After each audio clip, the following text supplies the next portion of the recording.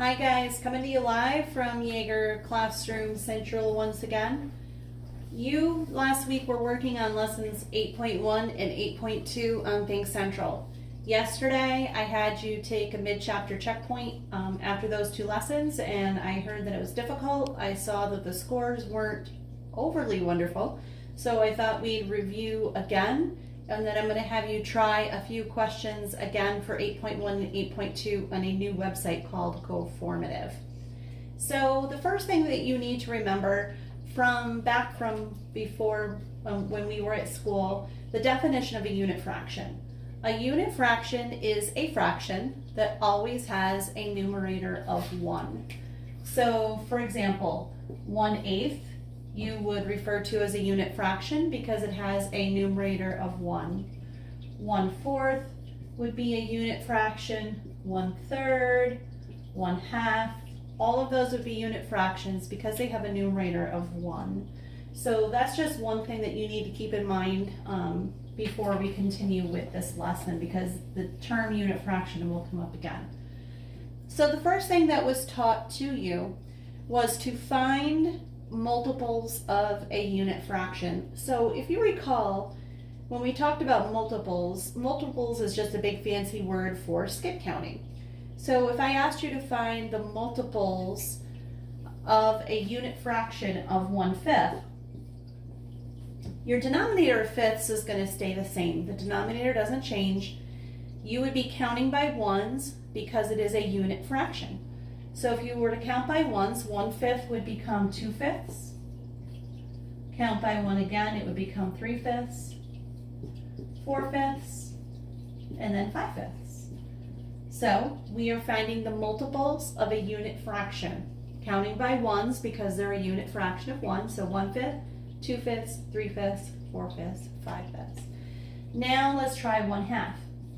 Find the next 4 multiples of that unit fraction.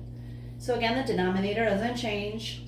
So then we're just going to count by ones because it is a unit fraction. So 1/2 would become 2/2, would then become 3/2, 4/2, and then 5/2.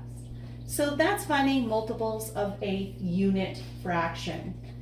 Then they would give you just a regular fraction, no longer a unit fraction.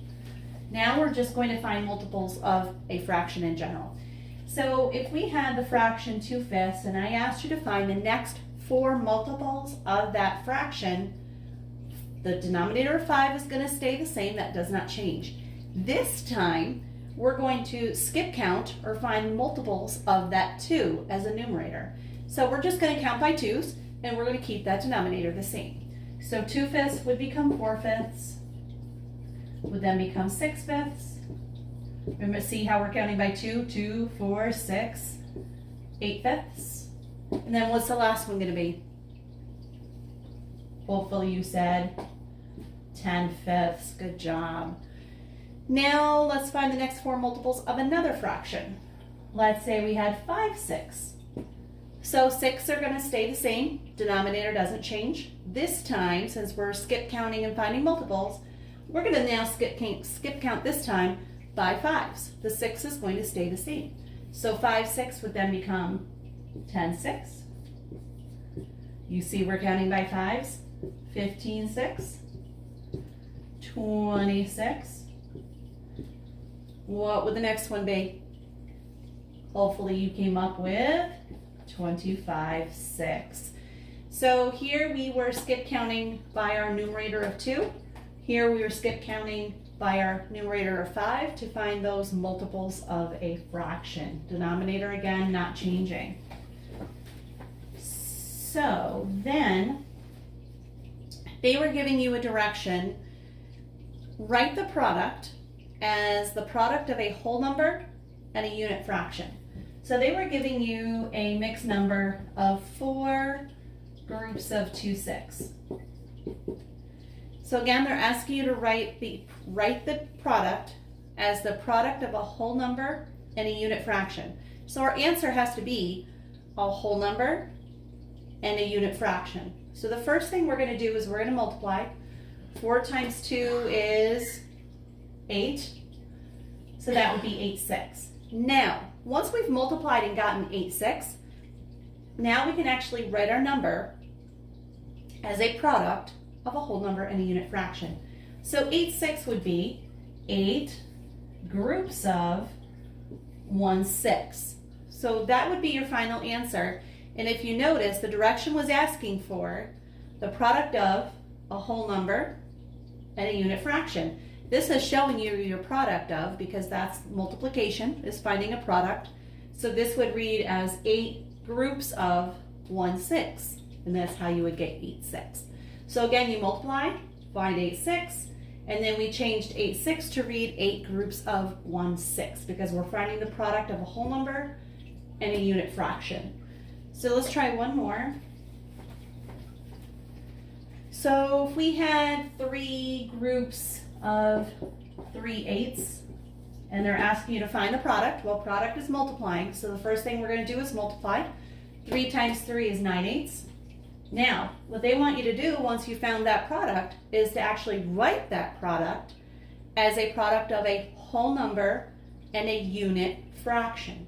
So the numerator would be our whole number. We get 9/8 by doing 9 groups of, and then we need that unit fraction, 1/8.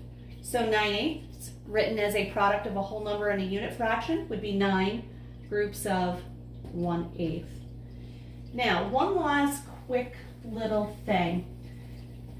On the mid-chapter checkpoint, they were giving you some word problems that may have tricked a few of you up.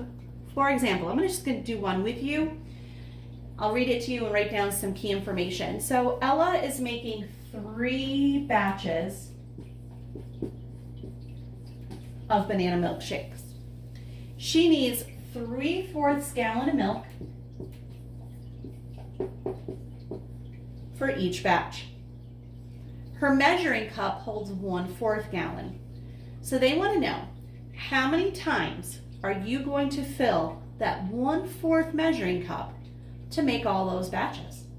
Well, we need 3 batches, and for each of those batches, we need 3/4. So we would have to do 3 times 3/4. And what would you get? If you were to do 3 times 3/4, you would get 9/4. Well, the question is asking you, how many times are you going to need to fill that 1/4 measuring cup? Well, if you think back to just what we talked about, 9/4 would really be 9 groups of that 1/4 measuring cup. So how many times would you need to fill that 1/4 measuring cup? It would be 9 times for all 3 batches. I hope this was helpful. Go back and rewatch any of it as needed. And then I would like you to try the Go formative questions for both 8.1 and 8.2. We'll see how you do with those questions before I decide how we proceed on Friday with our next lesson. I hope this was helpful. Talk to you soon. Bye.